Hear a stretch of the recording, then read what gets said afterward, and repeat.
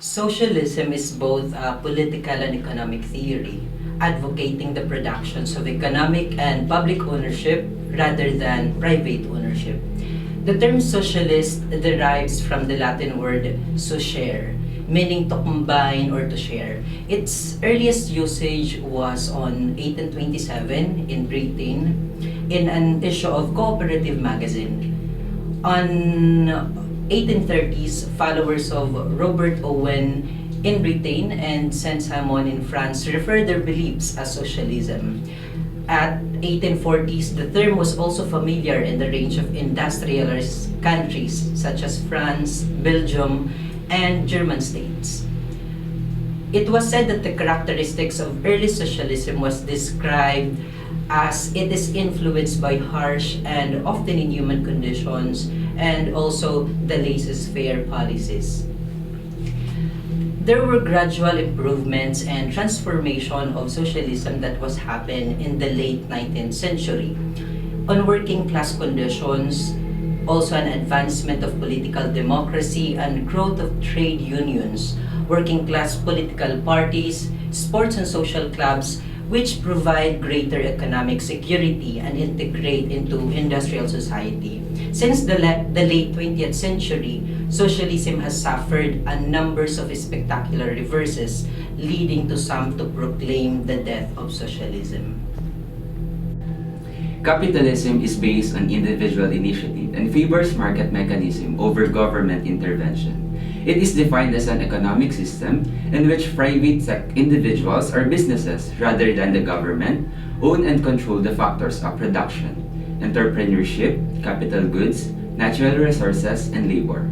Capitalism's success is dependent on a free market economy driven by supply and demand. Socialism is based on government planning and limitations on private control of resources. With socialism, all legal production and distribution decisions are made by the government, with individuals dependent on the state for food, employment, healthcare, and everything else. The government, rather than the free market, determines the amount of output and the pricing levels of these goods and services.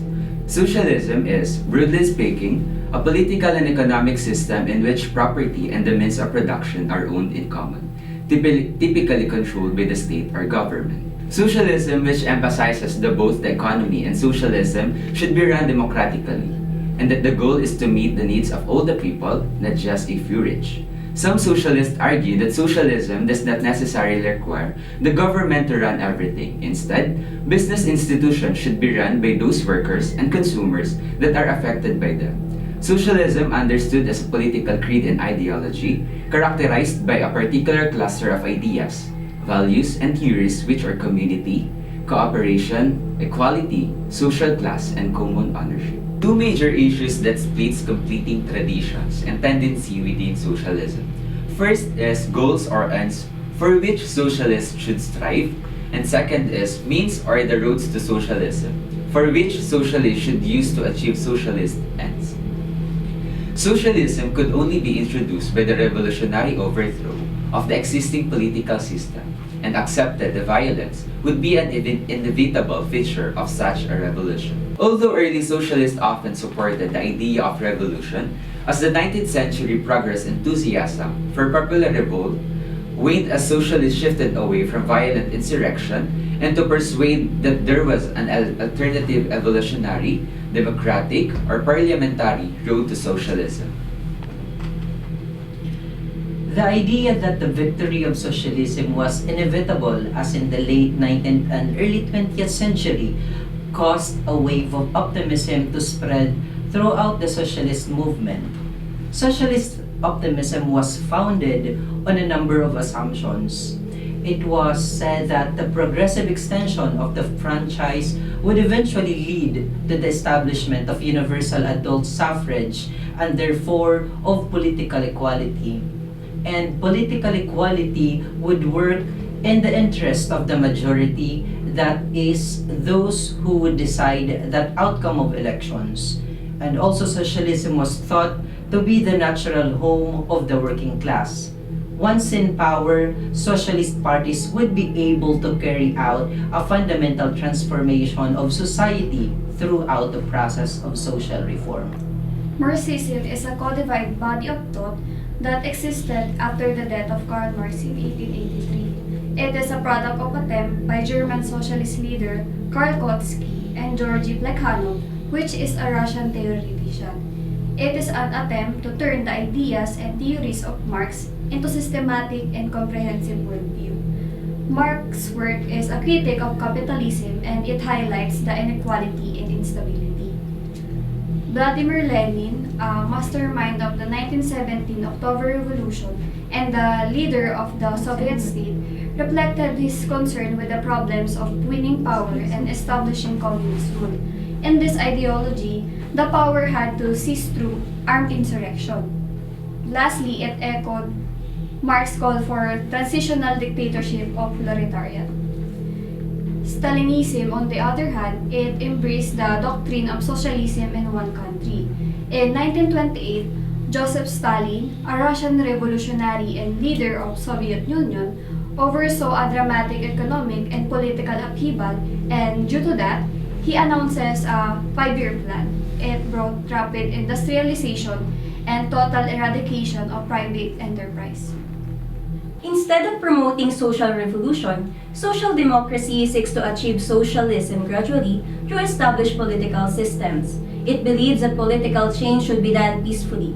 It also established the idea that capitalism is associated with structural inequality and poverty, and that the capitalist system can be rectified by the state.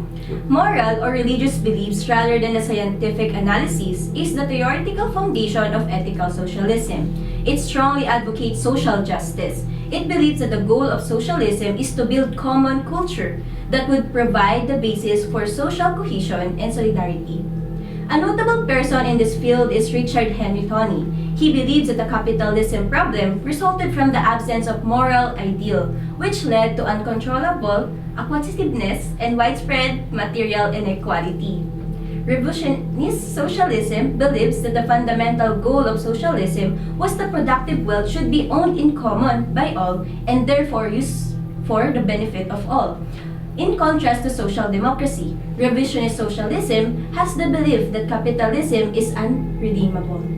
One more person worth to consider is Edward Bernstein. His belief changes the judgment of social democrats and revisionist socialism, since he argued that economic crises were becoming less and drew attention to the steady advance of the working class.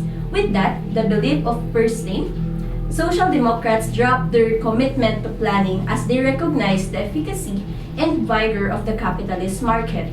Neo-revisionism is an ideology that is established to blend competing traditions and reconcile apparently conflicting ideas and values of socialism. It attempts to formulate workable policy solutions and re-establish the desire to develop a new ideological system. With this reason, the central thrust of neo-revisionism attempts to develop the third way. And third way is it emphasizes on community and moral responsibility. It adapts to a consensus view of society and it is concerned with social inclusion. Lastly, it is characterized by new ideas about the proper role of the state. Socialism is dead. The world has shifted dramatically and permanently to the right, consigning socialism to what Trotsky, in very different circumstance, called the dustbin of history. Proclamations about the death of socialism made at the beginning of the 21st century are likely to be unreliable. We actually aren't looking for a middle ground with capitalism. We're not looking for a lighter, gentler oppression, exploitation, racism. We are seeking revolution.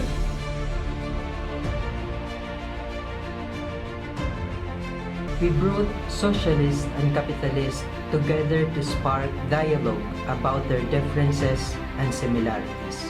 My name is Rain and I'm currently studying psychology at UP Diliman and I'm 20 years old. My name is Ed. In 2016, I was the Socialist Party's presidential candidate. My name is AALIYAH. I'm 20 and I go to University of Santo Tomas. My name is PREXUS, 24. I am in the Socialist Party. Socialist on the left, capitalist on the right.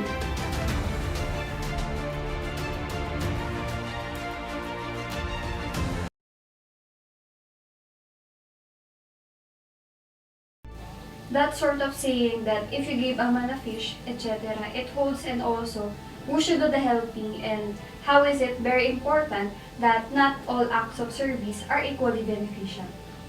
I would agree to that myself. And I'm sorry to use personal anecdote here, but I have personally dealt with the fact that giving someone this much aid, they become lazy.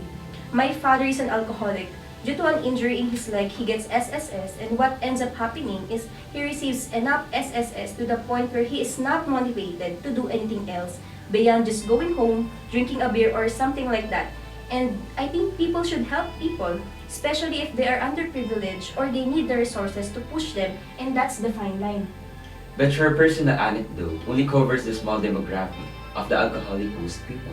That brought up has been specifically for those people who are particularly poor, since most of the country is middle lower or middle class and upper class. That's a lot actually. That's not a fact that you would focus on this in a city one that gives more than half of its budget to the police in a country that just passed the military bill. Spending bill that's almost $1 trillion, that money goes to defense contractors.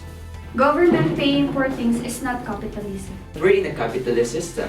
Where the government pays huge amount of money, I'm not in favor of those things. How about instead of spending the money on the military, how about putting those back into basic needs like healthcare, education, and housing? I agree. Taking our taxpayers' money and funneling it into their paying for things that the military says that they don't need. No, capitalism is about prices, transparency, and choices. That is capitalism working. Profit and ethics are opposing motives. So I think it's more to profit. You have to exploit. And again, there's nothing ethical about exploitation. If you're running a business and you're on the top, and if you pay your employees a little bit less, you would obviously walk away with more money. I think that profit and ethics can be intertwined when seen with the corporate social responsibility module. When they treat their employees better, they give them more benefit. They raise their wages and it turns into motivation, and the workers obviously will work harder. Treating your employees better is not necessarily ethical. Like raising the quality, it does not mean that you have raised it to a sufficient standard of treatment. Since if you're paying someone less than living wage, that is unethical. All I'm saying is to some degree, it is ethical and can be more ethical to be beating competition by raising the wages of your employees and giving them better benefits. Also, one must be paid slightly less than they are making a worth for the company for it to be worth it to hire them all. If you can pay your employee the minimum amount of money that they need in order to live, you have no business being in business. I think also there's a tendency from the conservative side to skew away from the sort objective. So as a company, if you can't afford to pay your employee a living wage, that's just the minimum that they need in order to live, right? Get out of business. I think one reason why you often see like folks on the left, the socialist, communist, anarchist, they're so passionate and there's anger, saying the suffering and the oppression and the exploitation, the racism, etc. You're sort of feel this urgency, like we're constantly under sort of this self-criticism and self-reflection about like how do you package what can be complex ideas into ways that very palatable. I think if there's a failure on the left, that would be one of them.